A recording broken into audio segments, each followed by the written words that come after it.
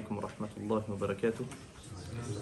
بسم الله والحمد لله والصلاة والسلام على أشرف الأنبياء والمرسلين نبينا محمد وعلى آله وصحبه ومن تبعهم بإحسان إلى يوم الدين أما بعد.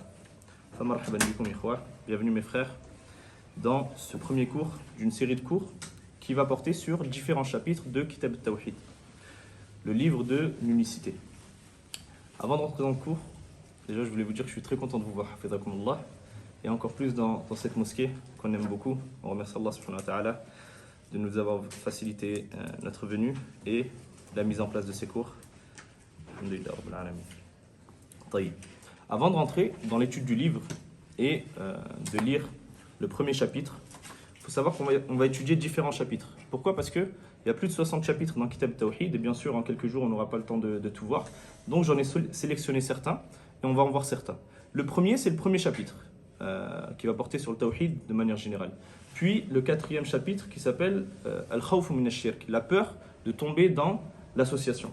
Puis on va voir le chapitre sur le fait de demander protection à autre qu'Allah, le fait de demander de l'aide à autre qu'Allah, le fait d'invoquer autre qu'Allah subhanahu wa ta'ala, le fait de placer sa confiance en Allah, l'ostentation, on va voir le chapitre sur l'ostentation, et le chapitre sur le fait de se moquer d'une chose de la religion, se moquer d'Allah ou de son prophète ou de ses versets. Naam. Avant de rentrer dans l'étude du livre, comme ils ont l'habitude de faire les gens de science, hafidhahumullah, jami'an, wa rahim al-amwat, minhum, on va faire une petite biographie de Mohammed ibn Abdul Wahhab. Mohammed ibn Abdul Wahhab qui est l'auteur de ce livre, du livre Kitab al-Tawhid. Très rapidement, Inch'Allah ta'ala. Donc il s'appelle Abu al-Hussein, Mohammed ibn Abdul Wahhab ibn Sulaiman ibn Ali al-Tamimi. Il est né en l'an 1115 de l'Hégire. Il est né en l'an 1115 de l'Hégire dans une famille de savants. La famille de Mohammed ibn Abdul Wahhab, c'était une famille de savants. Son père, c'était un savant. Son grand-père, c'était un savant. Son oncle, c'était un savant. Le fils de son oncle, c'était un savant. Et d'autres. Il y avait même une de ses tantes qui était une savante. Il est vraiment né dans une famille où la science, elle était grandement présente. Et donc, il a d'abord étudié auprès de son père les premières années. Il a mémorisé le Coran avant l'âge de ses 10 ans. Il a terminé la mémorisation du Coran avant qu'il ait 10 ans. Puis, il alla étudier la science. Il alla à Mecca, Al-Madina, en Irak et à d'autres endroits pour étudier la science islamique. Puis, il revint dans ce qu'on appelle le Najd, la région du Najd, vous connaissez ? C'est la région de Riyad, en Arabie Saoudite. Riyad et ce qu'il y a autour de Riyad, ça s'appelle le Najd. Donc, il revint au Najd pour s'y installer. C'était quelqu'un qui était très intelligent et qui était assidu dans l'étude de la science. Et surtout, c'était quelqu'un de très courageux quand il fallait dire le haqq. Et sa da'wa, elle a reposé sur ce courage. Parce qu'on va voir que Mohammed ibn Abdul Wahhab, quand il arrive en Arabie, nous on a l'image de l'Arabie d'aujourd'hui. L'Arabie où Allahumma barak, il y a le tawhid partout, ils enseignent le tawhid à l'école, c'est un pays préservé, etc. À l'époque de Mohammed ibn Abdul Wahhab, c'était pas comme ça. À l'époque, le shirk, l'association d'Allah Azza wa Jal, il était répandu dans tout le pays. Pourquoi ? Parce que déjà, c'était pas un pays. C'était différentes tribus qui géraient différentes contrées. Chaque région, elle avait son gouverneur, elle avait son prince. C'était pas un pays qui était unifié comme aujourd'hui. Et le shirk, il était répandu. Les gens, ils adoraient des arbres, ils adoraient des mausolées, des tombeaux, etc., etc. Ils faisaient du shirk qui faisait sortir de l'islam. Et lui, il a vécu à cette époque-là. Et ce courage qu'il a eu face à la vérité, le fait de dire la vérité aux gens et de répandre le tawhid, sa da'wa, elle était basée sur ça. Comme on va voir tout de suite, Inch'Allah ta'ala. Et donc, il a commencé la prédication. Il a commencé la prédication dans une ville qui s'appelait Huraymila. Pourquoi ? Parce qu'à la base, Mohammed ibn Abdul Wahhab, il vient d'une ville qui s'appelle Uyayna. Mais lorsqu'il est revenu de ses études, sa famille, ils avaient déménagé. Ils avaient déménagé dans cette ville-là, Huraymila. Et donc, il a commencé sa da'wa dans cette ville-là. Puis, il s'en alla à Uyayna. Il est revenu dans la ville, dans sa ville natale, dans la ville où il était né. Et lorsqu'il a commencé la da'wa là-bas, à Uyayna, un homme a voulu l'assassiner à cause de sa da'wa. Donc, il a quitté cette ville-là et il s'est rendu Astaghfirullah. Astaghfirullah, c'est pas ça. Un homme, il a voulu l'assassiner quand il était à Hurayma. Non, c'est ce que j'ai dit. Il a voulu l'assassiner quand il était dans la ville de Huraymila. Donc il est retourné ensuite à Uyayna. Il est retourné dans sa ville natale, à Uyayna, après qu'on ait voulu l'assassiner. Et lorsqu'il est retourné dans sa ville natale, il s'est associé avec le prince de cette ville-là, qui s'appelait Uthman ibn al-Mu'ammar. Il s'est associé avec ce prince-là sur quoi? Sur le fait d'enseigner le tawhid, sur le fait d'éradiquer le shirk, l'association à Allah subhanahu wa ta'ala. Alors qu'est-ce qu'ils ont fait ensemble?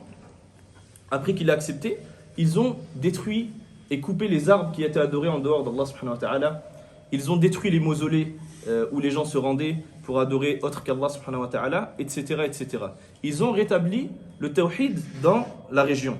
Et ils ont appliqué la loi d'Allah subhanahu wa ta'ala et les lois d'Allah qui pour certaines avaient été délaissées. Et un jour, le cheikh Muhammad ibn Abdul Wahhab rahimahullah ta'ala rahmatan wasi'a, il a appliqué la peine qu'on applique à la personne qui commet la fornication. Une personne avait commis la fornication, il lui a été appliqué la peine qu'on applique à celui qui commet ce péché. Et lorsque cela parvint aux oreilles du gouverneur d'une ville qui s'appelait Al-Ahsa, lorsque ça arriva à ses oreilles, il ordonna au prince de Uyayna de tuer Muhammad ibn Abdul Wahhab. Pourquoi? Parce que cette personne-là, elle ne voulait pas qu'on applique le shara' d'Allah, elle ne voulait pas qu'on applique la législation d'Allah subhanahu wa ta'ala. Alors il a ordonné au gouverneur ou au prince de Uyayna, Uthman ibn al-Mu'ammar, de tuer Muhammad ibn Abdul Wahhab. Tayyib. Ce prince-là, il recevait une aide du gouverneur de l'Ahsa. Il recevait une aide annuelle. Et il a eu peur que s'il n'obéissait pas à ce gouverneur, alors cette aide, elle soit coupée et qu'il n'envoie plus d'argent. Alors qu'est-ce qu'il a fait? Il a demandé à Muhammad ibn Abdul Wahhab de sortir de la ville, de s'en aller. Et il a ordonné à une personne de le suivre et de le tuer. Et quand Muhammad ibn Abdul Wahhab il est sorti de la ville et que cette personne a voulu venir le tuer, Allah subhanahu wa ta'ala l'en a empêché. Et il a protégé le shir, et le shir a pu s'en aller sans se faire attaquer, sans se faire tuer, bifadlillahi ta'ala. Et donc, à ce moment-là, il est parti dans une ville qui s'appelle Ad-Dar'iyya. Il est parti à Ad-Dar'iyya. Et c'est là-bas qu'il va rencontrer le gouverneur de cette ville-là à ce moment-là, qui était qui? Muhammad ibn Saoud. Muhammad ibn Saoud. Et Muhammad ibn Saoud, il va aimer le prêche de Muhammad ibn Abdul Wahhab. Quand il va lui expliquer son prêche, le fait qu'il appelle au tawhid, au fait d'adorer Allah seul sans lui donner d'associé, au fait d'éliminer les choses qui sont adorées en dehors d'Allah, etc., etc., Muhammad ibn Saoud, il va aimer ce prêche. Et il va s'associer avec Muhammad ibn Abdul Wahhab. Parce que Muhammad ibn Abdul Wahhab, il va lui promettre la victoire si il enseigne le tawhid et s'il répand le tawhid dans la région. Et donc ils vont s'associer dans le but de répandre le tawhid. Et ils vont envoyer des lettres aux différentes contrées. Parce qu'on a dit que l'Arabie, elle n'était pas encore réunie à ce moment-là. Donc ils vont envoyer des lettres aux différents gouverneurs, aux différents nobles, et beaucoup de nobles vont accepter cette da'wa, bifadlillah.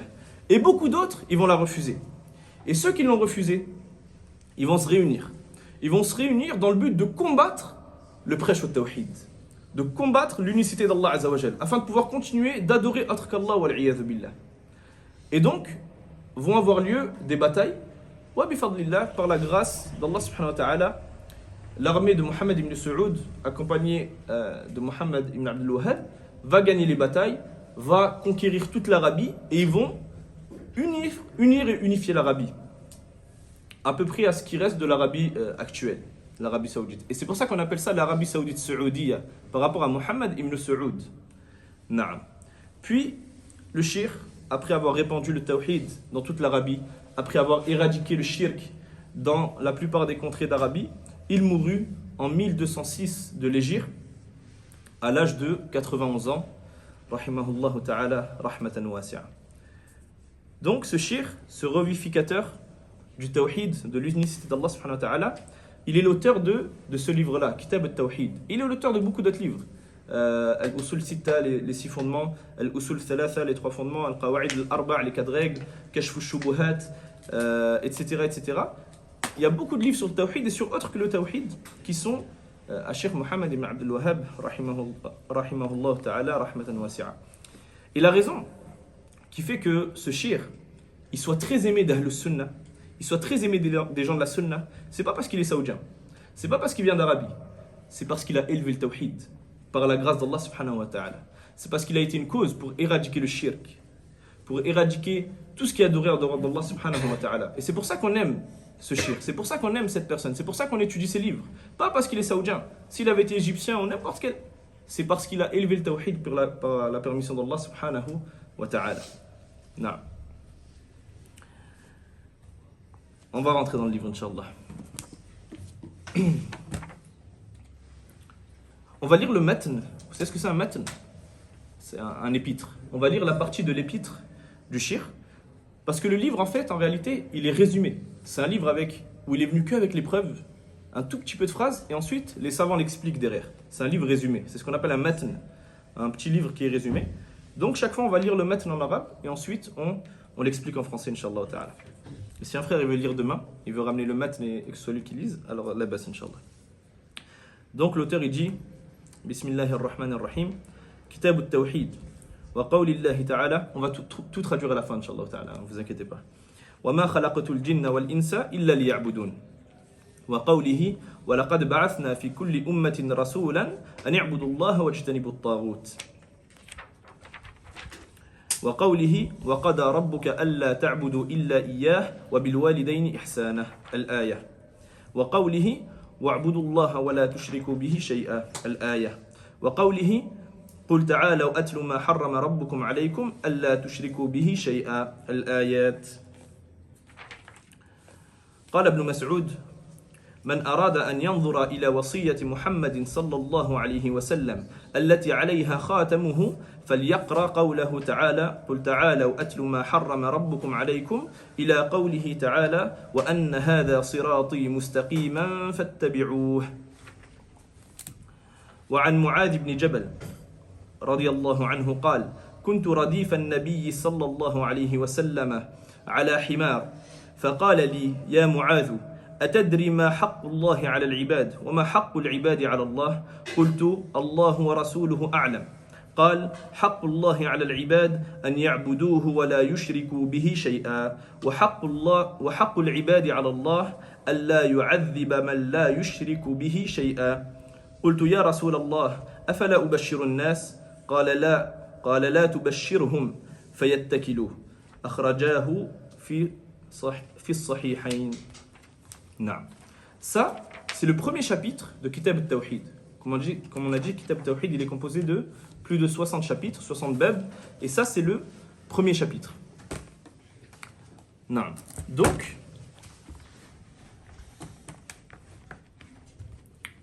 l'auteur, il dit Kitab al-Tawhid.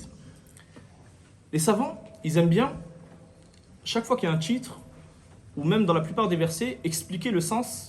On dit l'oratan wa shar'an, expliquer le sens dans la langue arabe d'un mot et le sens scientifique de ce mot. Parce que souvent, le sens scientifique est tiré du sens loraoui, du sens linguistique. Mais ils n'ont pas le même sens. Non. Donc, il dit Kitab al-Tawhid. Kitabun ala wazni fi'al, ay maf'oul, bima'na maktoub. Donc, le mot kitab, le mot livre, il est dans le sens une chose qui a été écrite. بمعنى مكتوب, une chose qui est écrite. وهو مشتق من كتب أي جمع وضم وسمي الكتاب كتابا لأنه يجمع ويضم الأبواب والمسائل. Donc, il dit ce mot-là, livre, c'est tiré du verbe en arabe kataba, le fait d'écrire. Et kataba en arabe, ça veut dire réunir et contenir. C'est une chose, il y a une chose qui a été écrite, c'est une chose qui est réunie et qui comporte des choses, qui contiennent des choses. وَسُمِّيَ الْكِتَابُ كِتَابًا, donc le livre, il a été appelé un livre parce qu'il réunit et il contient des chapitres et des masaïl, des questions, des masaïl, des différentes questions juridiques, etc. Et le mot at-tawhid, qu'est-ce que c'est at-tawhid en langue arabe, l'oratan? At-tawhid, masdarun min al-fi'li wahhada. C'est, je sais pas comment on dit masdar en français, c'est le fait de faire une action. Le masdar, c'est le fait de faire une action. Donc, c'est le fait de faire l'action d'unifier. Wahhada, c'est dans le sens unifié. أي جعل الشيء واحدا. C'est le fait de rendre une chose unique. En langue arabe, et je dis bien en langue arabe, walaysa fi haqqillah, pas concernant Allah subhanahu wa ta'ala. C'est le fait de prendre par exemple différentes choses et de les rendre uniques, d'en faire une seule chose. Ça s'appelle wahhada. Tayyib. Est-ce que c'est ça dans le sens d'Allah Azza wa Jalla? Wal-'iyadhu billah. Ils disent les savants, ils différencient le mot tawhid, l'oratan, donc linguistiquement, concernant les choses normales et concernant Allah subhanahu wa ta'ala. Ils disent que linguistiquement, ça veut dire at-tawhid l'oratan fi haqqillah, concernant Allah subhanahu wa ta'ala, nisbatul wahdaniyya lillah, ay anna Allah wahidun. C'est le fait d'attribuer l'unicité à Allah subhanahu wa ta'ala. Pourquoi on donne cette différence? Et cette différence, elle est très très importante. Parce que c'est pas nous qui avons unifié Allah, wal-'iyadhu billah. Allah, il est pas divisé et on est venu, on l'a unifié, wal-'iyadhu billah. On a juste reconnu cette unicité. On a reconnu qu'Allah, il est unique. Mais c'est pas nous qui l'avons unifié, wal-'iyadhu billah. C'est pour ça que c'est très important de comprendre cette différence linguistique. Donc ils disent, ay anna Allah wahidun fi dhatihi. Le fait qu'Allah soit unique dans son essence. Wa fi asma'ihi, dans ses noms. Wa fi sifatihi, dans ses attributs. Wa fi af'alihi, dans ses actions. Tayyib. Shar'an, scientifiquement, quelle est la définition du tawhid? C'est quoi le tawhid scientifiquement? Les savants ils disent ifradullahi bir-rububiyyah wal-uluhiyyah wal-asma' was-sifat. Wal-asma' was-sifat. Tayyib, qu'est-ce qu'elle veut dire cette définition? Ifradullahi bir-rububiyyah, c'est le fait d'unifier Allah subhanahu wa ta'ala dans sa seigneurie. Le fait de l'unifier dans sa seigneurie. Qu'est-ce que ça veut dire le fait de l'unifier dans sa seigneurie? Les savants ils ont dit yani ifradullahi bi af'alihi. C'est le fait d'unifier Allah dans ses actions à Allah subhanahu wa ta'ala. Ça veut dire quoi? Souvent on a des définitions, si elles ne sont pas expliquées, elles restent floues. Mais quand elles sont expliquées, Inch'Allah ta'ala, elles deviennent très claires. C'est par exemple le fait de reconnaître qu'Allah subhanahu wa ta'ala, c'est le seul qui puisse créer. Et quand on dit créer, c'est-à-dire créer depuis le néant. C'est le seul qui puisse accorder la subsistance. C'est le seul qui puisse lever le soleil ou coucher le soleil, etc., etc. C'est le seul qui accorde la guérison. Toutes ces actions-là, ce sont des actions d'Allah subhanahu wa ta'ala, qu'Allah azza wa jal fait. Et bien ces actions-là, elles sont propres à Allah subhanahu wa ta'ala seul. Et ça, c'est ce qu'on appelle tawhid al-rububiyyah. C'est l'unicité dans sa seigneurie, dans la seigneurie d'Allah azza wa jal. Le fait que ce soit le seul qui détient la royauté, al-mulk. Ça, ce tawhid al-rububiyyah, à l'époque du prophète sallallahu alayhi wa sallam, tout le monde était unanime sur tawhid al-rububiyyah. Quand on dit tout le monde, ça veut dire même les mécréants.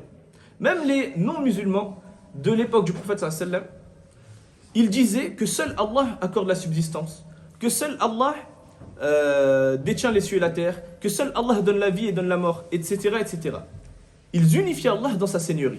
Et on va voir que le problème, il ne vient pas de l'unicité dans la seigneurie, il vient de l'unicité dans la divinité. Ce qui est venu juste après. Tawhid al-uluhiyya. Tawhid al-uluhiyya, c'est le fait d'unifier Allah azza wa jal dans son adoration. Les savants disent ifradullahi bi af'ali al-'abd. C'est le fait d'unifier Allah par les actions de qui? Du serviteur. Tout à l'heure, c'était les actions d'Allah azza wa jal. Là, c'est les actions du serviteur. Qu'est-ce que ça veut dire techniquement? C'est-à-dire que la personne, lorsqu'elle fait une action, lorsqu'elle fait une adoration, elle doit faire cette adoration pour Allah seul. C'est-à-dire que si elle se prosterne, il lui est interdit de se prosterner pour autre qu'Allah. Si elle invoque, il lui est interdit d'invoquer pour autre qu'Allah, etc., etc. Toutes les adorations que la personne va faire, elles doivent être propres à Allah azza wa jal. Et c'est ça qui posait problème à l'époque du prophète sallallahu alayhi wa sallam. Parce qu'à l'époque du prophète sallallahu alayhi wa sallam, Quraysh, les non-musulmans du peuple de Quraysh, ils adoraient Allah azza wa jal. Ils reconnaissaient sa seigneurie, le fait que c'était lui qui leur accordait leur subsistance, etc. Mais c'était quoi le problème? C'est qu'ils adoraient avec Allah autre qu'Allah. Ils adoraient des statues, ils adoraient des idoles, ils se prosternaient pour autre qu'Allah. Et c'est donc dans le tawhid de l'uluhiyya, dans la divinité, dans l'unicité de la divinité, qu'ils avaient un souci dans leur croyance. Et ça, c'est une preuve de quoi? Que l'unicité dans la seigneurie, ça ne suffit pas pour être musulman. Celui qui unifie Allah dans sa seigneurie, mais qui ne l'unifie pas dans son adoration, alors il n'est pas musulman. Il n'est pas musulman. Sinon même Shaitan, il serait musulman. Parce que Shaitan, il reconnaît la seigneurie d'Allah azza wa jal. Il reconnaît qu'Allah c'est le Seigneur, que c'est lui qui accorde la subsistance à quiconque, etc. Mais il est rentré dans un autre type de shirk, dans un autre type d'association et de mécréance. Ce qu'on appelle kufr istikbar, mais ça c'est encore une autre mas'ala. La mécréance de l'orgueil. Non. Et ensuite, on a dit, dans le reste de la définition, donc, ifradullahi bi ar-rububiyya wal-uluhiyya wal-asma'i was-sifat. Le fait de l'unifier dans ses noms et ses attributs. Qu'est-ce que ça signifie simplement? C'est le fait de reconnaître les noms d'Allah subhanahu wa ta'ala et des attributs qui sont venus dans le Coran et dans la Sunna. Tout ce qui est venu dans le Coran et dans la Sunna, parmi ses noms et ses attributs, il est du devoir du musulman d'y croire, premièrement, de les reconnaître et de ne pas les modifier. C'est-à-dire, comme il disait savant, bila tahrif, il ne les altère pas. Wala takyif, il ne cherche pas le comment. Par exemple, pour donner des exemples de noms d'Allah Azza wa Jal, Ar-Rahman, comme attribut d'Allah Azza wa Jal, Al-Yad par exemple. J'ai fait ça avec ma main, pas pour comparer, pour que vous sachiez ce que ça veut dire Al-Yad, yani la main. Ou bien Ar-Rahma, la miséricorde, c'est un attribut d'Allah Azza wa Jal. Et donc, la personne, elle doit reconnaître ces attributs-là sans les modifier, sans chercher le comment. Elle ne va pas dire par exemple, Taïb, Allah Azza wa Jal, il descend, comment il descend? Ou Allah, il a une main, comment elle est sa main? Ça, c'est interdit. Mais il y a un comment. On ne dit pas qu'il n'y a pas de comment. Non, il y a un comment. Mais seul Allah connaît ce comment. Non. Donc, ils disent bila tahrif, wala takyif, wala tamthil, sans comparer ses attributs aux attributs de créature, wala ta'wil, sans faire d'interprétation, wala ta'til, sans dénuer ses attributs de leur sens, etc., etc. On y croit comme ils sont venus dans le Coran et dans la Sunna, tout simplement. Tout ça, c'est la définition de quoi? De at-tawhid. C'est la définition scientifique du mot at-tawhid. Naam. Kitab at-tawhid as-salatan ullifa li tawhid al-uluhiyya. Donc, ce livre-là, comme on disait, Kitab at-tawhid.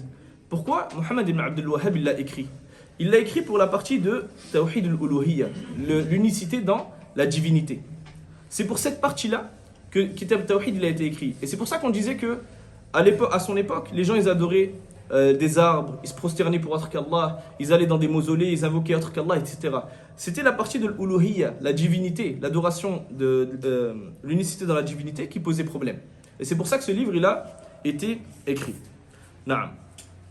Donc, on va rentrer dans le maître, dans le livre, Inch'Allah ta'ala.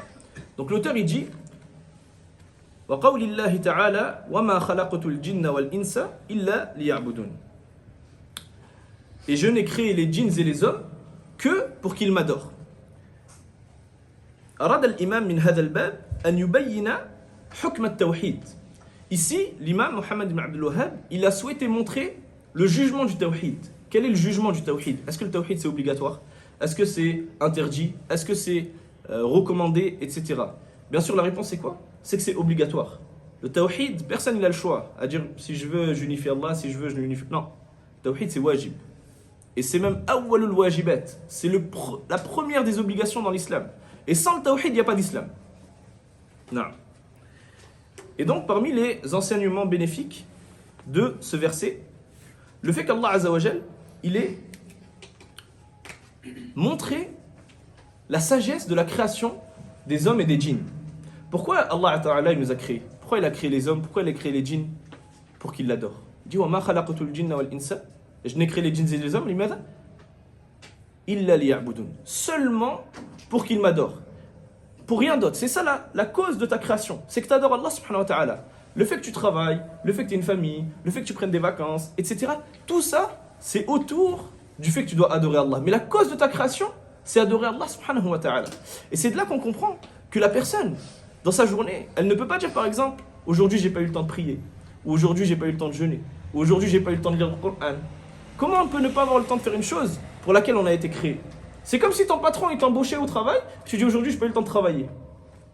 Yani, on a été créé pour l'adoration. Et donc, notre vie, ça doit être l'adoration. Et tout ce qu'on a cité là, c'est autour de l'adoration. Et ça ne passe pas avant l'adoration. Non.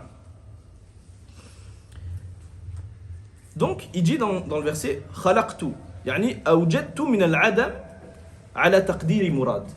Il dit j'ai créé. Ça veut dire quoi quand Allah Azza wa Jal il dit j'ai créé?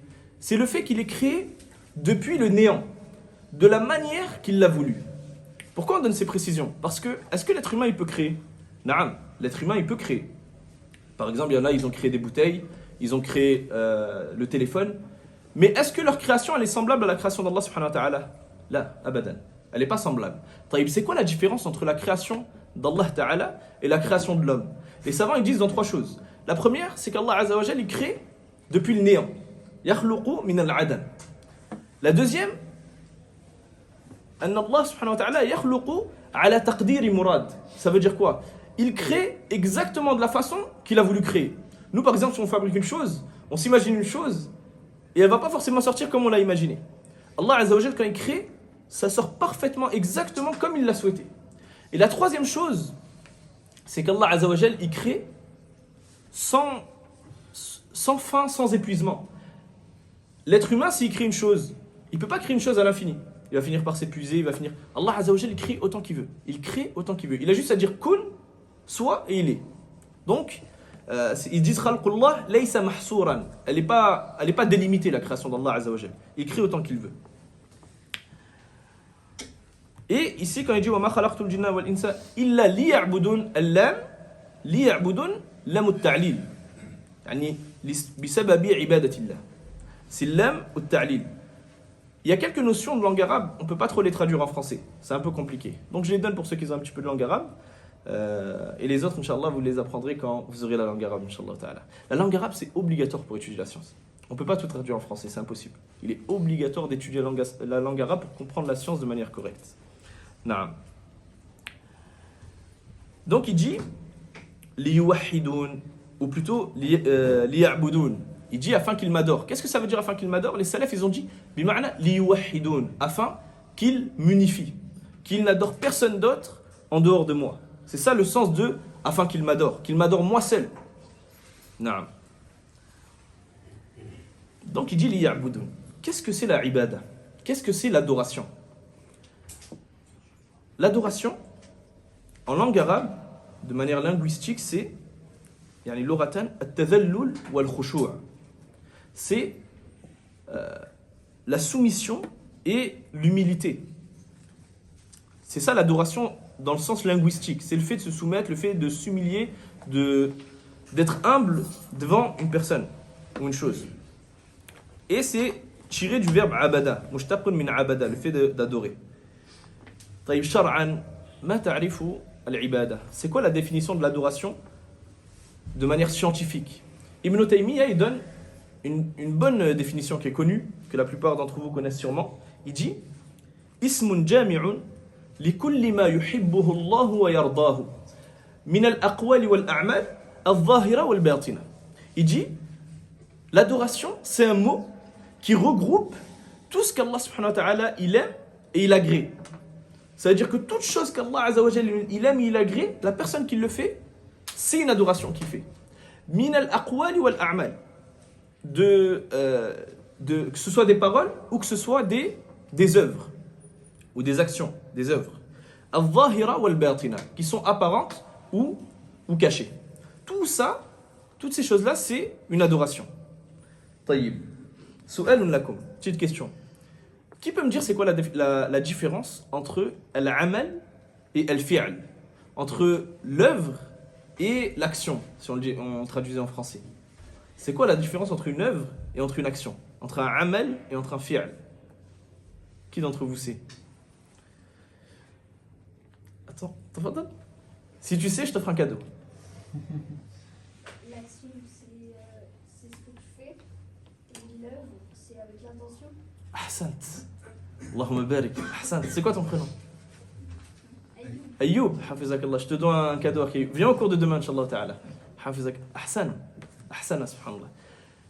L'œuvre, ça implique l'intention. Quand on fait une œuvre, on met l'intention. Alors que l'action, c'est plus général. Ça peut être avec intention ou sans intention. Par exemple, si je fais tomber quelque chose sans faire exprès, j'ai fait une action. Mais j'ai pas fait une œuvre. Parce que j'ai pas mis l'intention de le faire tomber. Pour que ce soit une œuvre, il faut absolument mettre l'intention. Allahumma barik. Ahsant. Naam. Une deuxième question. Qui peut me dire, c'est une question facile, Inch'Allah. Qui peut me dire pourquoi, dans le verset, il est d'abord venu les djinns avant les hommes. Wa ma khalaqatul jinna wal insa. Il a dit d'abord les djinns, après il a dit les hommes. Pourquoi? Tu avais levé la main, tu veux toujours lever? Tfaddal. Parce qu'il les a créés avant nous. Ahsant, parce qu'il a créé les djinns avant les hommes.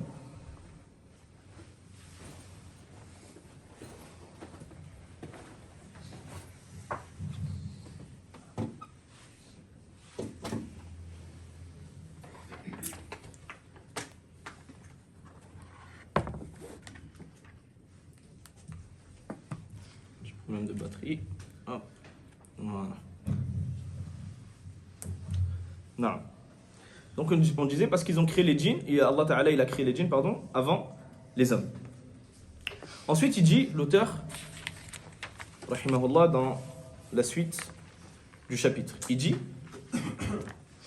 وَقَوْلِهِ وَلَقَدْ بَعَثْنَا فِي كُلِّ أُمَّةٍ رَسُولًا أَنِ اعْبُدُوا اللَّهَ وَاجْتَنِبُوا الطَّاغُوتِ. Il dit, par Allah, nous avons certes envoyé dans chaque communauté un messager, afin de dire, adorez Allah seul et écartez-vous de tout ce qui est adoré en dehors d'Allah. أراد الله سبحانه وتعالى أن يبين أن الرسل جميعا كانوا يدعون بداية إلى التوحيد. Allah subhanahu wa ta'ala, il a voulu montrer que tous les messagers, la première chose à laquelle ils appelaient, c'était quoi? C'était le fait d'unifier Allah Azza wa Jalla. Tous les messagers, tous les prophètes, quand ils ont été envoyés dans leur peuple, la première chose qu'ils appelaient leur peuple, c'était quoi? At-Tawhid. Comme c'est venu dans de nombreux versets. Ya qawm u'budullaha Ya qawmi u'budullaha ma lakum min ilahin ghayruh. Ô mon peuple, adorez Allah, vous n'avez pas de divinité en dehors de lui. Et dans de nombreux versets, c'est venu. Et donc il dit laqad lam hadi lam fi laqad lamu al-muwatti'a lil qasam. Ici le lam dans laqad, c'est comme si on disait wallahi, c'est comme si on jurait. Le sens de ce lam, c'est le fait de jurer. Donc il dit, c'est comme si on disait wallahi, nous avons certes envoyé wa qad huna tufidu at-tahqiq, yani nous avons certes envoyé, ça implique le fait qu'il n'y ait pas de doute là-dessus. Et ici, pourquoi il est venu avec ce qu'on appelle plusieurs tawkidat, le fait d'appuyer le sens d'une chose? C'est pour enlever une shubha, c'est pour enlever une ambiguïté. Quelle ambiguïté? Le fait que certaines personnes pourraient se dire, certaines communautés, elles n'ont pas eu de prophète, ou elles n'ont pas eu de messager. Là, toutes les communautés, ils ont eu un prophète et un messager.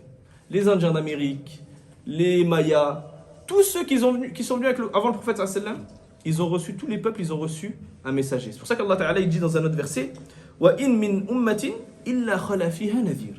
Wa in yani wa in huna in nafiya wa ma min ummatin wa in min ummatin illa khala fiha nadhir. Il dit il n'est de communauté passée qui n'ait reçu un avertisseur. Toutes les communautés, elles ont reçu un messager.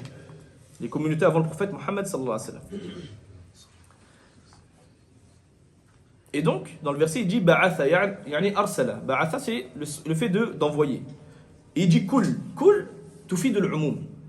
Yani kul, le mot kul, tout, ça implique la généralité. C'est-à-dire toutes les communautés, elles ont reçu un messager. Ensuite, il dit وَلَقَدْ بَعَثْنَا فِي كُلِّ أُمَّةٍ رَسُولًا أَنْ يَعْبُدُوا اللَّهَ. An. C'est quoi le sens de an? Pour ceux qui ont quelques notions de langue arabe. An, il a plusieurs sens. Ici, c'est ce qu'on appelle an at-tafsiriya. Ce mot, an, il vient expliquer le sens d'un mot qui est au début de la phrase par une phrase qui vient après. On va donner l'exemple dans ce verset pour que ce soit plus compris. Il dit, nous avons certes envoyé. وَلَقَدْ بَعَثْنَا. Par Allah, nous avons certes envoyé dans toutes les communautés un messager. Il les a envoyés pourquoi? La phrase d'après, elle vient expliquer pourquoi. أَنِ اعْبُدُوا اللَّهَ. Afin que vous adoriez Allah seul. أَنِ اعْبُدُوا اللَّهَ وَاجْتَنِبُوا الطَّاغُوتَ. Et que vous vous écartiez de tout ce qui est adoré en dehors d'Allah subhanahu wa ta'ala. Et l'ijtinab, c'est quoi? C'est le fait, en langue arabe, l'ijtinab, c'est le fait d'être d'un côté, et que la chose dont on veut s'écarter soit d'un autre côté. Min al-janb. Le janb, c'est le côté. C'est pour ça que les savants ont dit ijtanaba, c'est plus éloquent et le sens il est plus marqué que s'il avait juste dit la tushriku billah, yani n'associez pas Allah. Non, là il a dit ijtanibu at-taghut, yani écartez-vous, mettez-vous d'un côté et les tawarit qui adorent en dehors d'Allah d'un autre côté. C'est vraiment yani, pour montrer l'importance du fait de s'éloigner de cette chose. Tayyib. Wa ma huwa at-taghut? C'est quoi at-taghut? C'est quoi ces choses-là qui sont adorées en dehors d'Allah?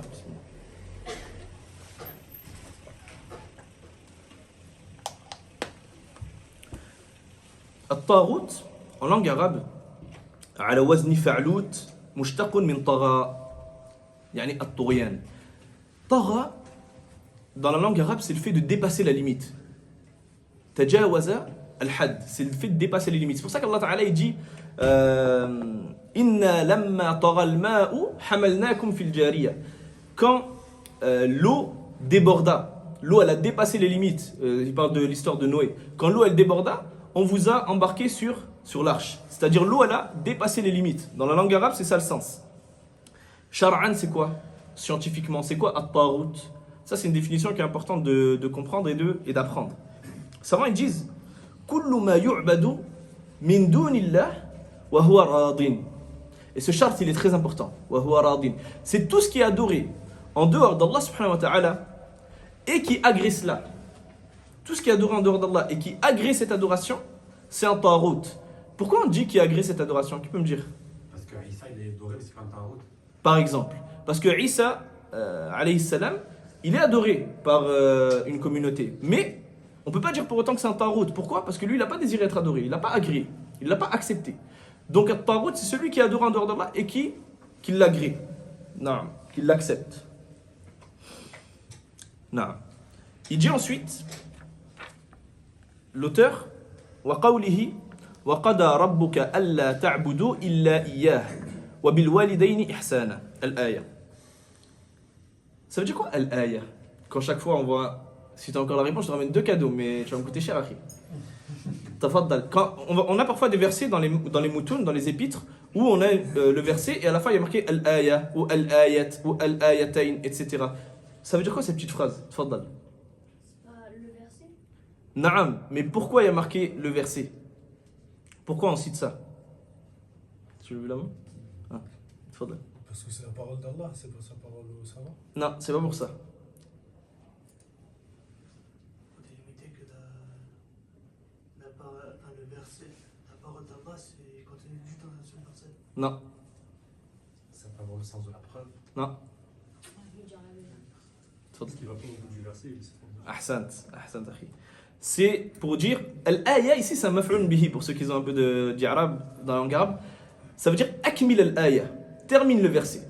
Pourquoi? Parce qu'il n'est pas venu avec le verset en entier. Il est venu avec une partie du verset et c'est comme si tu disais termine le verset. Donc quand vous voyez ça dans les moutons, dans les épîtres, c'est ça la raison. Ahsant, akhi, barakallahu fik. Donc il dit wa qada rabbuka. Qada. Donc il dit, on va traduire le verset déjà. Wa qada rabbuka. Donc ton Seigneur a décrété, a ordonné, Allah ta'budu illa iyyah, que vous n'adoriez personne en dehors de lui.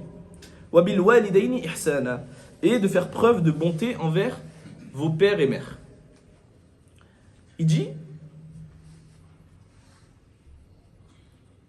ici, les savants ils disent, hadhihi al-aya tubayyinu amra Allah lana bi'ibadatihi wahdahu la sharika lah.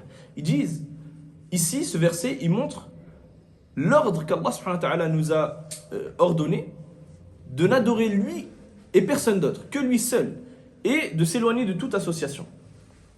Et donc il dit qada, ma ma'na qada, lughatan ma'na amara wa shara'a wa wassa. Yani qada c'est dans le sens de décréter, d'ordonner une chose, de légiférer une chose. Naam. Et le qada, le décret, il se divise en 2 catégories. On a ce qu'on appelle al-qada'u al-shar'i ou al-qada'u al-kawni. On a le décret religieux et le décret universel. C'est quoi la différence entre le décret religieux et le décret universel? Savants, ils ont dit le décret religieux, il se peut qu'il ait lieu et il se peut qu'il n'ait pas lieu. On va donner des exemples pour que vous compreniez. Mais le décret religieux, il se peut qu'il ait lieu et il se peut qu'il n'ait pas lieu. Ça veut dire quoi? Ça veut dire que par exemple, Allah Azza wa Jalla, il a décrété la prière. il a ordonné la prière. Il se peut que la personne à qui a été ordonnée la prière, il prie, et donc il fasse cette œuvre, et il se peut qu'il ne la fasse pas. Ça, c'est ce qu'on appelle le qada al-shar'i, donc religieux, le décret religieux. Il se peut que ça se passe, il se peut que ça se passe pas. Et le décret religieux, yakunu fima yuhibbuhu Allah. Le décret religieux, il concerne que les choses qu'Allah subhanahu wa ta'ala, il aime. Ça veut dire que si Allah azza wa jalla, il a ordonné, il a décrété une chose, et qu'il nous a ordonné de la faire, ou de ne pas la faire, de la délaisser, c'est que c'est une chose qu'il aime, ou si il ordonne de ne pas la faire, alors qu'il aime que tu ne la fasses pas. Taïb, c'est quoi le qadar ou le qada al-kawni, universel? La différence c'est quoi? C'est que lui, c'est obligé qu'il ait lieu. Le qada, pour que vous compreniez mieux, c'est le qadar. Vous connaissez le qadar? La destinée et le destin? Al-qadar, huwa al-qada. Ou al-qada, huwa al-qadar. Ça, c'est ce que disent beaucoup de savants. Il y en a, ils ont donné une différence. Ils ont dit quoi? Ils ont dit, al-qadar, c'est ce qu'Allah azza wa jalla a décrété, mais qui n'a pas encore eu lieu. Et al-qada, c'est ce qu'il a décrété et qui a eu lieu. Ça veut dire que si, par exemple, là, je porte cette bouteille. Le qadar, c'est qu'Allah, il avait décrété que j'allais porter cette bouteille. Et une fois que je l'ai portée, c'est devenu al-qada. D'autres, ils ont dit c'est la même chose. Ils ont dit al-qada huwa al-qadar, ou al-qadar huwa al-qada. يعني وهذا أقرب يعني مما درسنا هذا أقرب يعني de ce qu'on a vu ça c'est plus proche le fait que ce soit en réalité la même chose à peu près la même chose on va dire. Donc le qadar al-kawni ou le qada al-kawni c'est quoi? On a dit que ça c'est obligé que ça ait lieu. C'est ce qu'Allah azza wa jalla il a décrété de manière générale. Tout ce qui se passe dans la vie d'ici-bas, tout ce qui se passe ça rentre dans le qadar ou le qada al-kawni universel. Quoi qu'il arrive ça va se passer. Et le qada al-kawni, la différence avec le qada al-shar'i, c'est que c'est pas forcément une chose qu'Allah azza wa jalla il aime. Ça peut être une chose qu'il aime et une chose qu'il n'aime pas et qu'il n'agrée pas. Par exemple, si une personne, elle boit de l'alcool, ça va rentrer dans le qadar al-kawni. Le fait que Allah l'ait décrété de manière universelle. Allah, il est accepté que cette personne fasse cette œuvre. Mais est-ce qu'Allah lui a demandé de la faire? Est-ce qu'Allah aime le fait qu'il la fasse? Non. Pourquoi il a laissé la faire alors? Parce que la vie c'est un examen. Allah azza wa jalla, il nous examine. Il nous laisse la possibilité, il nous laisse un libre arbitre. Si on fait un interdit, alors c'est de notre faute. Et on ne dit pas c'est Allah azza wa jalla qui l'a décrété. C'est de notre faute, c'est nous qui avons choisi de faire cet interdit. Mais on n'aurait jamais pu le faire si Allah azza wa jalla, kaunan, de manière universelle, il ne l'avait pas permis. Tout ce qui est fait dans la vie d'ici-bas, c'est par la permission d'Allah azza wa jalla. Mais on a un libre arbitre. La question du qadar, c'est une question qui est un peu compliquée. Donc je ne vais pas rentrer dans les détails pour ne pas vous embrouiller. Mais il faut juste comprendre qu'il y a un décret universel et un décret religieux. Le décret universel, c'est obligé qu'il ait lieu. Et c'est dans ce qu'il aime Allah azza wa jalla et ce qu'il n'aime pas. Alors que le décret religieux, il peut arriver comme il peut ne pas arriver. Et ça ne concerne que les choses qu'Allah azza wa jalla il aime. C'est clair ou pas? À peu près, Inch'Allah ta'ala. Prenez des notes, parce que si vous ne prenez pas des notes, vous ne pourrez pas vous souvenir de tout ça. C'est impossible. Non. Ensuite, il dit, dans le verset, wa qada rabbuka. Ici, il a utilisé le mot Rabb. Ça veut dire quoi, Rabb? Le Seigneur. Rabbuka, ton Seigneur. Ton Seigneur a décrété. Pourquoi il a dit ton Seigneur? Les savants ils disent istirdamu lafzi Rabb min babi iqamati al-hujja bir-rububiyya ala al-uluhiyya. Les savants ils ont dit, ici il a utilisé le mot Rabb pour rappeler la seigneurie et pour te rappeler que si tu veux adorer Allah azza wa jalla seul, ou plutôt si tu reconnais la seigneurie d'Allah azza wa jalla, ça implique forcément que tu ne l'adores lui et que lui. Pourquoi? Parce que tu ne peux pas reconnaître qu'Allah c'est le seul qui donne la subsistance, c'est le seul qui donne la guérison, c'est celui qui a créé les cieux et la terre, c'est celui qui a la royauté, etc. Et à la fin tu dis malgré cela, malgré que ce soit le seul qui est tout cela, je vais adorer autre qu'Allah. Ils disent Tawhid al-Rububiyya yastalzimu Tawhid al-Uluhiyya. L'unicité dans la seigneurie, elle implique l'unicité dans l'adoration. Comment on pourra adorer autre qu'Allah qui ne crée pas, qui ne guérit pas, qui ne donne pas la subsistance, qui ne lève pas le soleil et la lune, la nuit et le jour, etc. Comment on pourrait lui accorder l'adoration? Comment il mériterait l'adoration? C'est pour ça que chaque mot, dans chaque verset, dans chaque hadith, il a un sens. C'est pas juste des mots comme ça.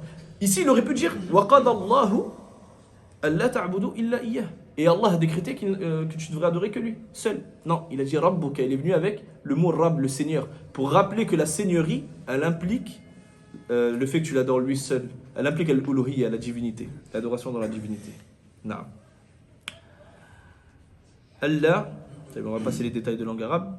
Ensuite, il dit Allah ta'budu illa iyyah, que tu n'adores que lui seul, wa bil walidayni ihsana, et de faire preuve de bonté envers vos pères et mères, envers vos parents.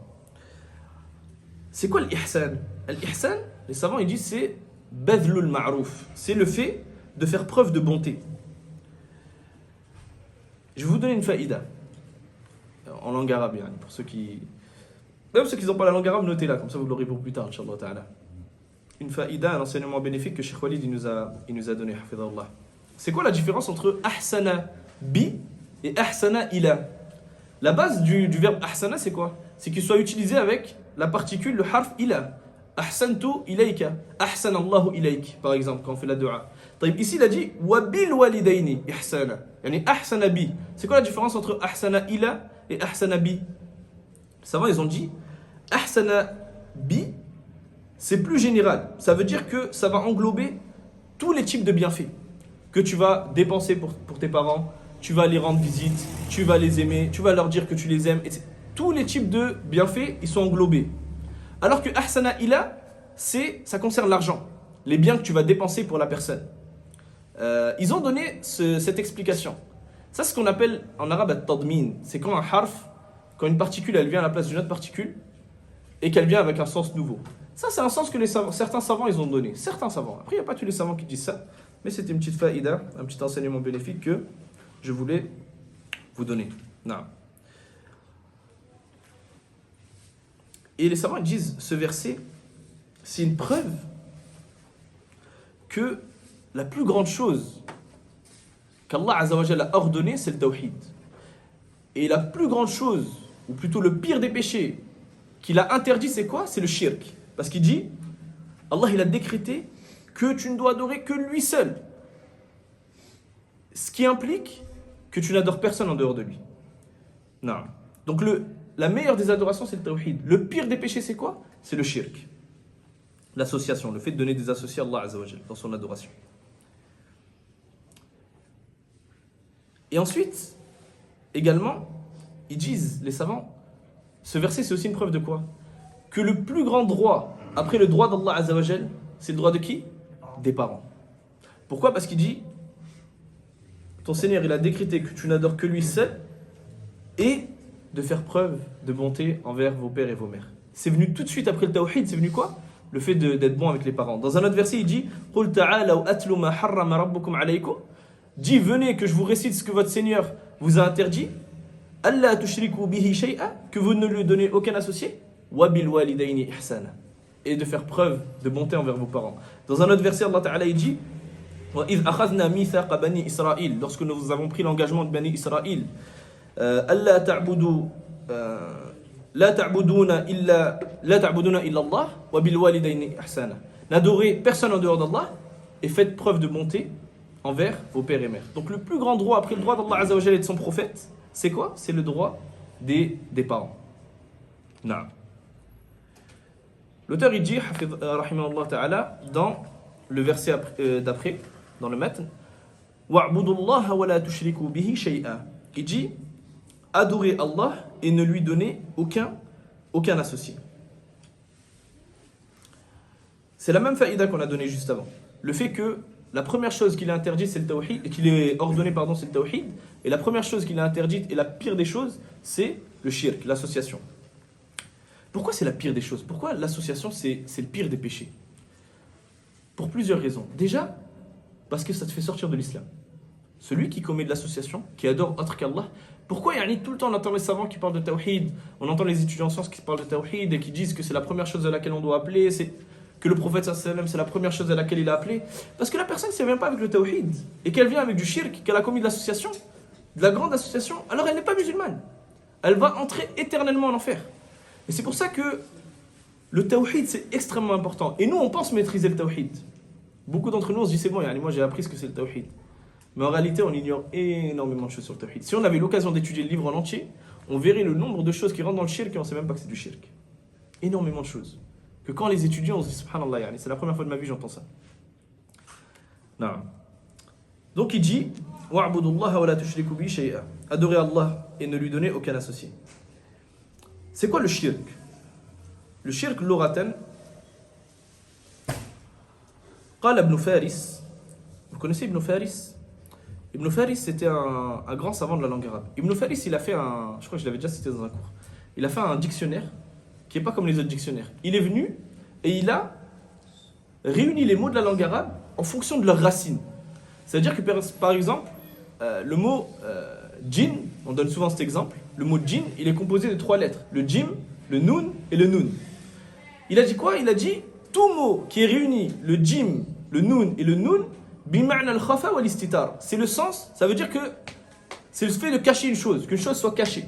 C'est-à-dire que tous les mots qui vont venir avec ces 3 lettres-là de base, djim, noun, noun, on va trouver le sens du fait que ce soit une chose qui est cachée. Par exemple, el-djinn. Pourquoi le djinn ça a été appelé un djinn? Parce qu'on ne les voit pas, ils sont cachés. El-janin, le fœtus dans le ventre. Pourquoi on appelle ça el-janin? Parce qu'il est dans le ventre, c'est caché.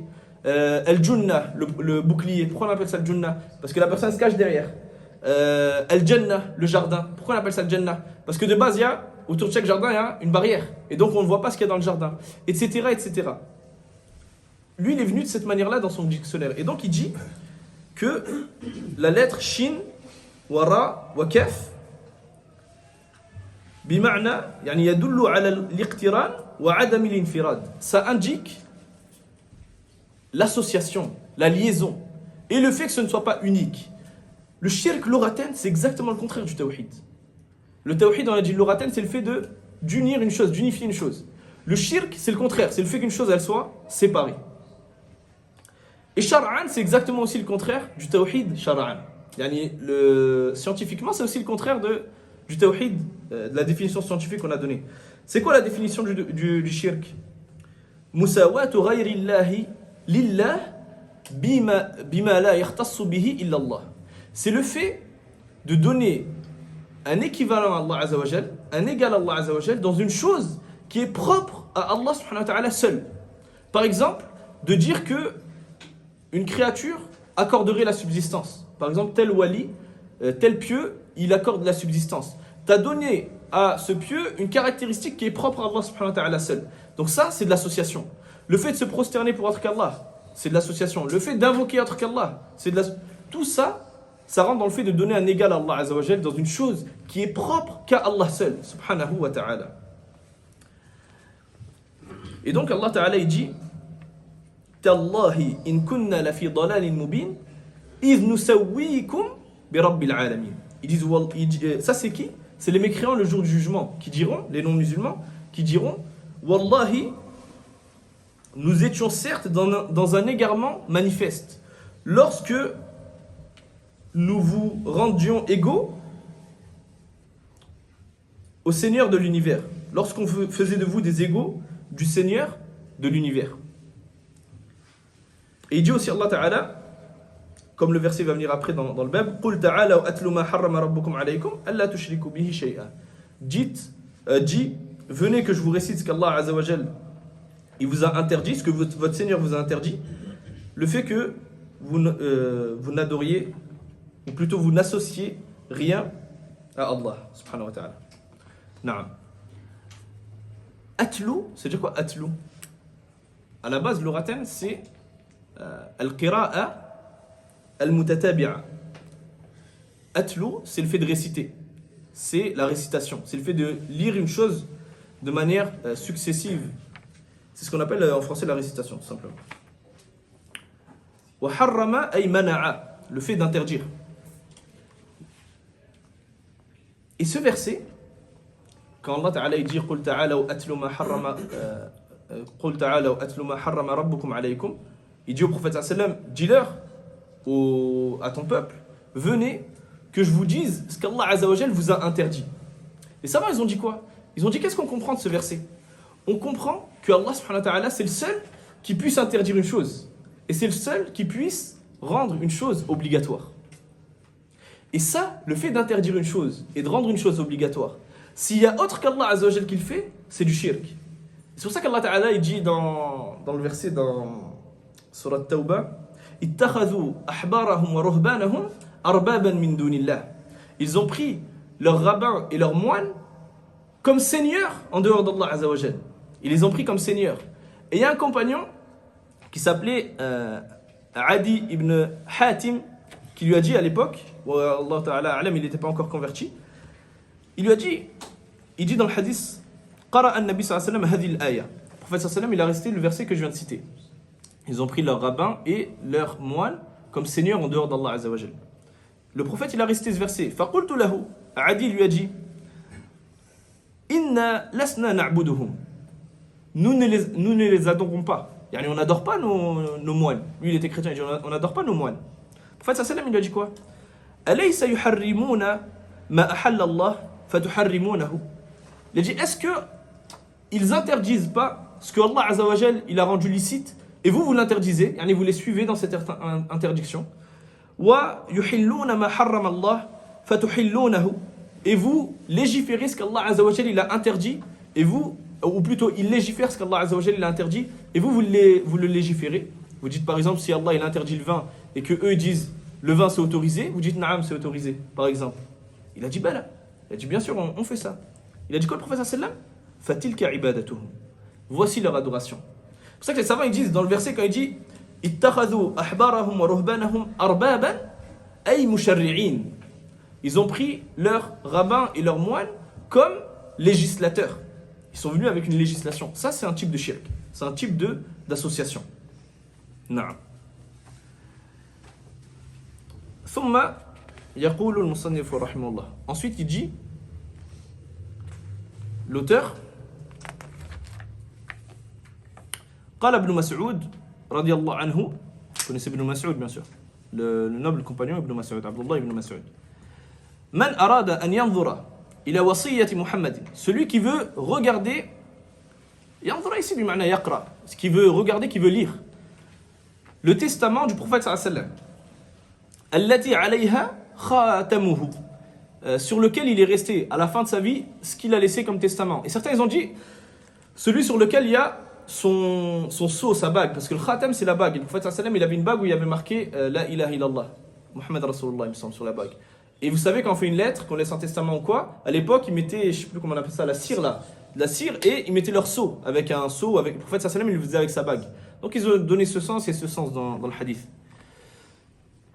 Donc celui qui veut connaître le testament du prophète sallallahu alayhi wa sallam, فَلْيَقْرَأْ قَوْلَ اللَّهِ تَعَالَى, qu'il récite, qu'il lit le verset d'Allah Ta'ala où il dit قُلْ تَعَالَوْا أَتْلُوا مَا حَرَّمَ رَبُّكُمْ عَلَيْكُمْ إِلَى قَوْلِهِ تَعَالَى وَأَنَّ هَذَا صِرَاطِي مُسْتَقِيمًا فَاتَّبِعُوهُ. Al-ayat. Qu'il lise les versets qu'on a cités.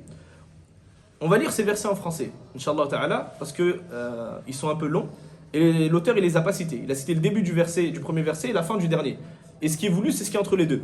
Mais pour comprendre il faut qu'on ait tout le verset, Inch'Allah Ta'ala. On va le lire directement en français pour gagner un peu de temps. Quelle heure il est? Il a Aïcha, il a quelle heure? 12 minutes. Oh, ça.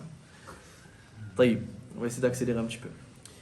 Ce hadith, ou plutôt ce athar, cette parole du compagnon, certains savants ils ont dit qu'il était daif, qu'il était faible. D'autres ils ont dit qu'il était hasan, qu'il était bon. Il y a certains hadiths et certains athars, certaines paroles des savants, des salafs, pardon, notamment des compagnons, dans Kitab Tawhid, qui sont faibles et qui ne sont pas authentiques ou bons. Taïb. Pourquoi Mohammed ibn Abdul Wahhab il les a cités dans ce cas-là? Déjà, premièrement, il n'y a aucun bab, il n'y a aucun chapitre où il y a un hadith faible ou un athar qui est faible, et c'est la seule preuve qu'on a dans le bab, dans le chapitre. À chaque fois, on a une autre preuve qui indique ce qui est voulu. Par exemple, ici, ce qui est voulu, c'est la même chose, c'est le tawhid, c'est la même chose que ce qui est venu dans tous les versets qu'on a cités avant. C'est pas la seule preuve qu'on a dans le chapitre. Donc il n'y a pas eu un chapitre qui est venu juste avec une preuve qui est faible. Ça c'est la première chose. La deuxième chose, c'est que les savants ils disent, parfois on va citer un hadith qui est faible, ou un athar qui est faible, mais dont le sens est correct. Quand on dit il est faible, c'est la chaîne de transmission qui est faible. Mais le sens il est bon. Et ce hadith il va venir appuyer les autres preuves qu'on a eues avant. Mais on ne va pas l'utiliser comme base. On n'utilise pas un hadith faible pour dire ça c'est halal ou ça c'est haram. Mais si on a d'autres versets qui montrent que c'est halal ou haram, ou d'autres hadiths authentiques qui montrent que c'est halal ou c'est haram, on peut utiliser celui qui est daif pour venir appuyer encore plus cette chose-là. Mais ça ne doit pas être une base. C'est pour ça que si vous entendez les gens de la bid'a qui disent oui, mais dans Kitab Tawhid, il y a des hadiths da'ifa, etc., il y a des hadiths qui sont faibles, c'est vrai, mais ce ne sont pas des bases. Il n'y a aucun chapitre qui est basé sur un hadith faible. Ça, c'est très important de le comprendre. Et en plus de ça, beaucoup de savants, ils ont rendu ce athar bon. Ils ont dit qu'il était bon et qu'on pouvait le prendre. Naam. Donc, on va lire les versets. C'est des versets de Surat Al-An'am en français. Ils sont un peu longs, on va les lire rapidement. Inch'Allah ta'ala. Allah ta'ala, il dit, venez que je vous récite ce que votre Seigneur vous a interdit. Il va venir avec 10 choses. C'est ce qu'on appelle les 10 recommandations. Ne lui associez rien. Et soyez bienfaisants envers vos pères et mères. Ne tuez pas vos enfants pour cause de pauvreté. Car c'est nous qui pourvoyons à votre subsistance, ainsi qu'à la leur. Tout ça, vous le retrouvez dans Surat Al-An'am. Il me semble que c'est le verset 151 à 153, mais j'ai un doute. Non, 151 à 153. N'approchez pas les turpitudes. 4. Qu'elles soient manifestes ou cachées. Ne tuez pas celui dont Allah Azza wa Jal a interdit, le meurtre, yani, si ce n'est de plein droit. Là-bas, on continue quelques minutes, jusqu'à qu'il arrange. Continue sans micro. Si ce n'est de plein droit. Voilà ce qu'il vous ordonne afin que vous raisonniez. Ça vous en fait ?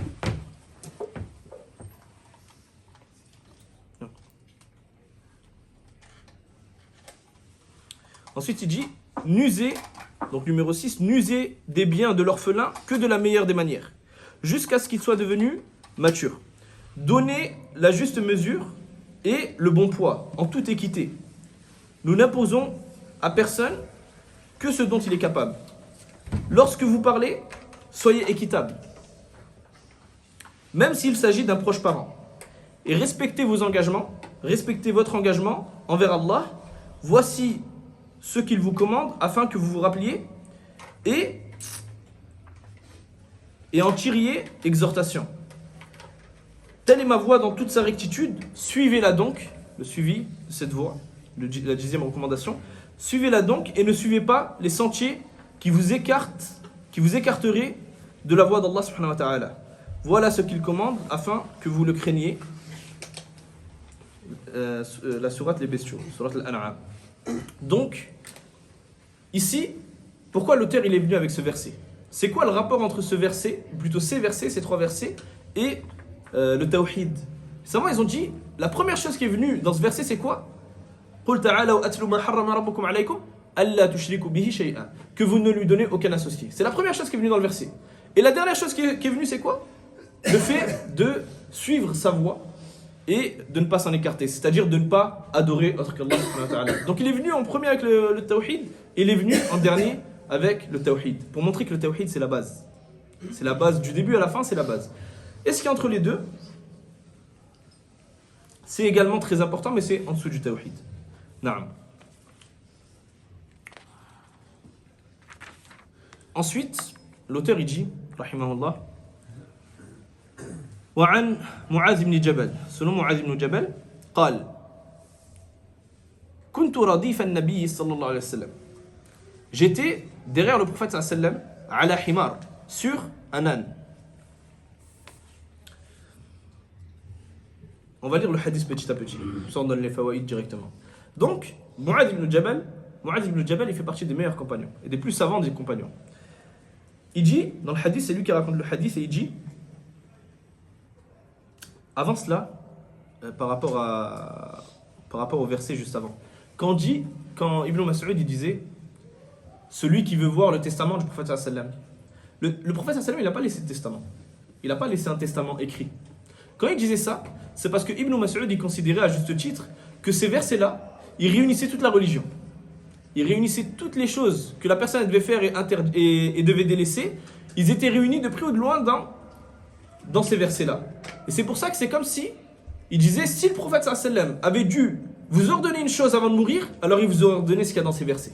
Mais le prophète sallallahu alayhi wa sallam, il n'a pas laissé un testament, écrit ou quoi. Non.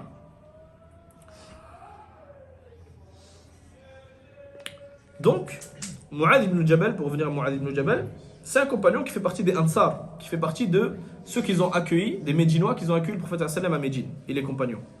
Et il fait partie, comme on disait, des grands compagnons, et il a participé à la bataille de Badr. Pourquoi on dit qu'il a participé à la bataille de Badr? Il y a eu beaucoup de batailles, mais pourquoi on cite la bataille de Badr? Parce que ceux qui ont participé à la bataille de Badr, c'est les meilleurs des compagnons après les 10 premiers au paradis. Après les 10 premiers au paradis, les meilleurs c'est qui? Ahlul Badr, ceux qui ont participé à la bataille de Badr.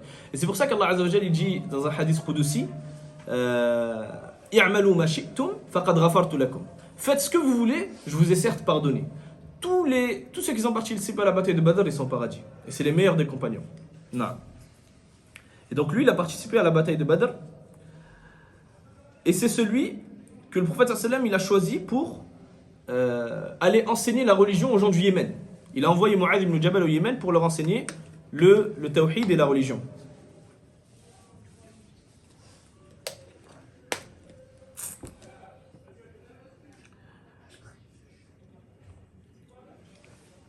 Non. Et donc, il dit, Mu'adh ibn Jabal, Kuntu radif an-nabi sallallahu alayhi wa sallam ala himar. Il dit, j'étais à l'arrière du prophète sallallahu alayhi wa sallam sur un âne. Donc, les deux étaient sur l'âne et Mu'adh ibn Jabal, il était à l'arrière. Les savants, ils disent, on peut tirer plusieurs enseignements bénéfiques de cette partie du hadith. Ils disent, la première chose, c'est l'humilité du prophète sallallahu alayhi wa sallam. Et ça pour deux raisons. La première, c'est qu'il montait un âne.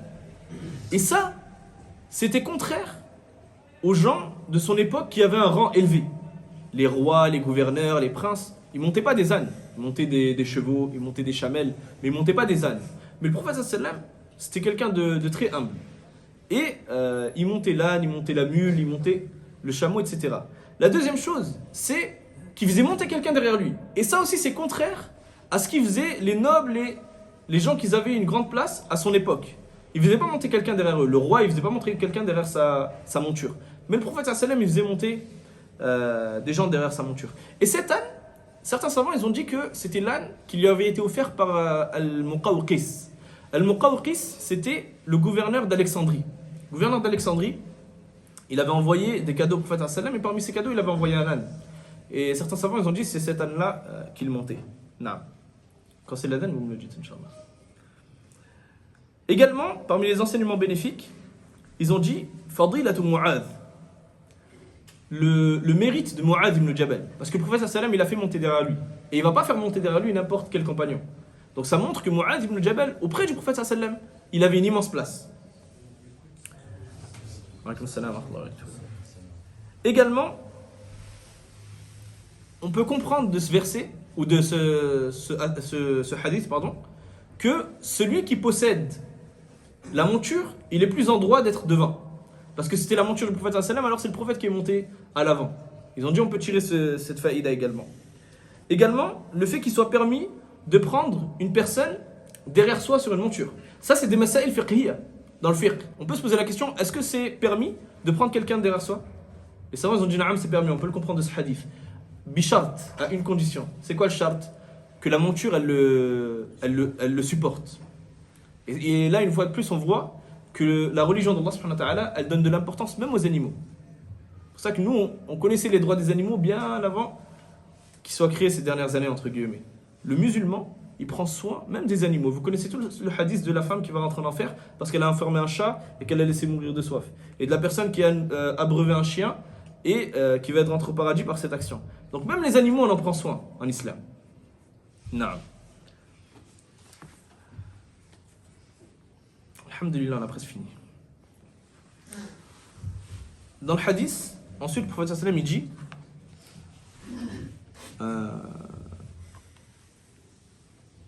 فقال لي.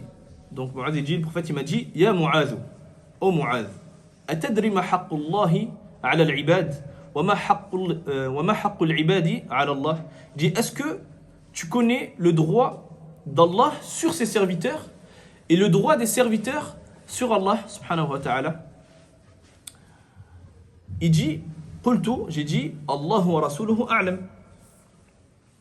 Ici déjà, le prophète sallam il a dit quoi? Il a dit Ya Mu'adh. Et la particule Ya, pour ceux qui ont un peu étudié la langue arabe, ils savent que, à la base, c'est pour appeler une personne qui est loin. Une personne qui est lointaine, on va utiliser la particule ya. Mais ici, Mu'adh, il était devant le prophète sallallahu alayhi wa sallam. Enfin, derrière du coup, le prophète sallallahu alayhi wa sallam. Et il a utilisé la particule ya. Pourquoi? Ils disent les lintibah. Pour attirer son attention. Pour lui montrer que la chose que je vais te dire, c'est une chose qui est très importante. Tafaddal.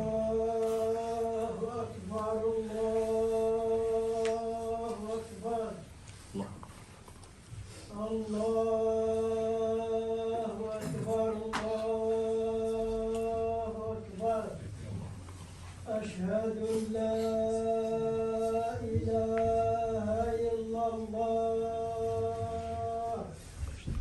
أشهد أن لا إله إلا الله أشهد أن محمد رسول الله أشهد أن محمد رسول الله حي على الصلاة حي على الصلاة حي على الفلاح حي على الفلاح الله أكبر الله أكبر لا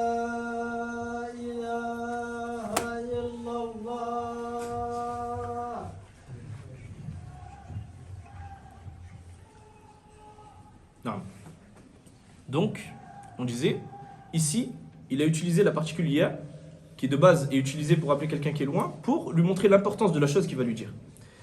Donc il dit, Atadri ma haqqullah, dit, est-ce que tu sais, ici le hamza, la hamza c'est hamzatul istifham, c'est pour poser une question. Est-ce que tu sais? Les savants ils ont dit, le sens de cette hamza c'est quoi? C'est at-tashwiq, c'est le fait de donner envie d'une chose. Il lui dit, est-ce que tu sais, yani pour que la personne quand elle entend ça, elle a envie de savoir. Non, je sais pas, dis-moi. C'est pour lui donner envie de savoir.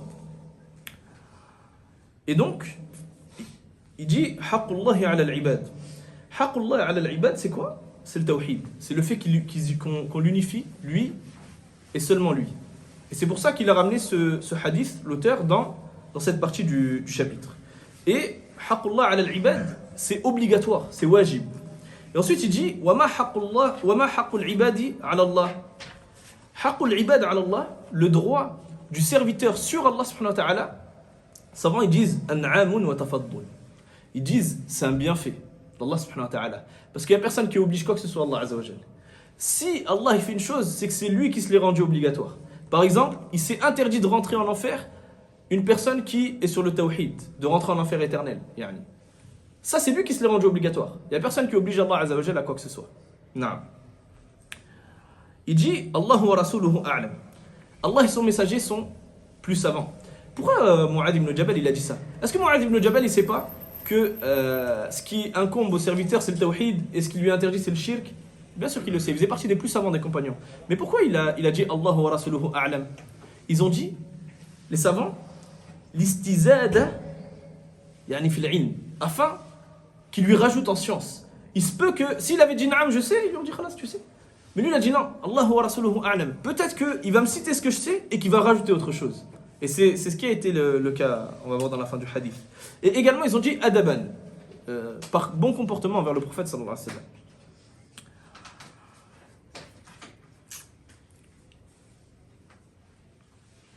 Je vais sauter quelques petites masaïl pour qu'on essaie de terminer, Inch'Allah. Donc il dit haqqullahi ala al-ibad an ya'buduhu wa la yushriku bihi shay'a. Donc le droit qu'Allah Azza wa Jalla a sur nous, c'est le fait qu'on l'adore seul et qu'on ne lui donne aucun associé. فحق الله على العباد حق واجب وهو عبادته وعدم الإشراك به. Donc le fait d'adorer Allah Azza wa Jalla, c'est obligatoire, le fait de l'unifier c'est obligatoire et de ne lui donner aucun associé, c'est également obligatoire. وحق العباد على الله ألا يعذب من لا يشرك به شيئا. Le droit que le serviteur il a sur Allah Azza wa Jalla, c'est qu'Allah ne le châtie pas s'il ne lui a pas donné d'associé. Ça, c'est un droit qu'Allah Azza wa Jal nous a accordé. Si on ne donne pas d'associé à Allah Azza wa Jal, alors Allah Azza wa Jal ne nous châtiera pas.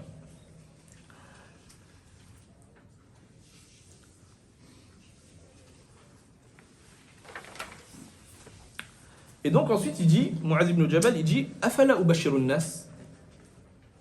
Là, on a nafiya. C'est la négation. Afala ubashiru nas. Est-ce que je n'informerai pas les gens? Je n'annoncerai pas la bonne nouvelle aux gens? Wa nas, يعني كلمة عامة أريد بها الخاص. يعني من هم الناس? C'est qui les gens ici que le prophète, que Mu'adh parlait? Les compagnons. C'est les compagnons du prophète sallallahu alayhi wa sallam. والهمزة طيب on va passer les détails de اللغة. طيب c'est quoi le bishara? Al-bushra fala ubashir. Al-bushra c'est le fait d'annoncer la bonne nouvelle. Et ça peut également être utilisé dans le fait d'annoncer quelque chose qui attriste, une mauvaise nouvelle. C'est pour ça qu'Allah Ta'ala il dit fabashirhum bi'adhabin alim. Annonce-leur comme si je disais annonce-leur la bonne nouvelle d'un châtiment douloureux. Pourquoi il utilise le mot bashara, le verbe bashara, annoncer la bonne nouvelle pour une chose qui n'est pas du tout une bonne nouvelle? L'istihza, wa tahakkum, wa sukhriya. C'est pour se moquer. Yani, ici Allah Azza wa Jal qui a dit ça, il se moque des non-musulmans entre guillemets. Yani, vous n'avez pas voulu adorer Allah Azza wa Jal, vous avez voulu lui donner des associés, on vous donne la bonne annonce du châtiment qui vous attend. Non. Et donc les savants ils disent, on peut tirer plusieurs enseignements bénéfiques par rapport à cela. Le premier, c'est le fait qu'il soit obligatoire de demander avant d'informer. Là, Mu'adh ibn Jabal, il n'est pas allé informer directement les compagnons de ce qu'il a entendu du prophète sallallahu alayhi wa sallam. Il lui a posé la question. Est-ce que je les informe? Donc les savants, ils ont dit, on est obligé de demander avant d'informer d'une chose qui semble être une chose qui est secrète ou quoi, etc. Hubbul khayri lil muslimin. Le fait que, on peut comprendre de ce hadith que Mu'adh, il aimait le bien pour les musulmans. Parce que quand il a entendu cette bonne nouvelle, que celui qui adore pas autre qu'Allah Azza wa Jal, Allah il va pas le châtier, alors il voulait informer les autres musulmans, parce qu'il voulait leur bien. Et également, Jawaz al-Tarsis bi ahad al-nas. Bi ahad al-nas, pardon. Le fait qu'il est autorisé d'enseigner des choses à certaines personnes et pas à d'autres. Lorsqu'on voit une maslaha, qu'on voit un bienfait, que si on l'enseigne à tout le monde, alors ça ne va pas être bénéfique aux autres, mais ça va être bénéfique à certains. C'est autorisé. Non. Le prophète sallam, il a dit quoi? La tubashirhum fayattakilu. Il a dit ne leur annonce pas la bonne nouvelle, ne les informe pas. Sinon, fayattakilu al-ittikal huwa li'timadu ala Allah ma'a adami al-akhdh bil asbab. C'est le fait de placer sa confiance en Allah sans faire les causes. Alors que at-tawakkul c'est quoi? Comme on va le voir dans les prochains chapitres, c'est al-i'timadu ala Allah ma'a al-akhdh bil asbab. C'est le fait de placer sa confiance en Allah Azza wa Jal tout en faisant les causes. Al-ittikal non, c'est le fait de ne pas faire les causes. Et le prophète sallallahu alayhi wa sallam, il a eu peur que s'il disait aux compagnons, si Mu'adh ibn Jabal disait aux compagnons que il suffisait de n'adorer Allah Azza wa Jal seul et de ne pas donner d'associés pour ne pas être châtié, que certaines personnes délaissent les œuvres. Alors que dire de nous? S'il a eu peur pour les compagnons de cela, alors que dire de nous? Non. Ils ont dit on peut tirer de cette partie du hadith, les savants, la peur du prophète sallallahu alayhi wa sallam sur ses compagnons. Comme on disait juste maintenant. Alors qu'est-ce qu'il dirait sur nous? Sallallahu alayhi wa sallam.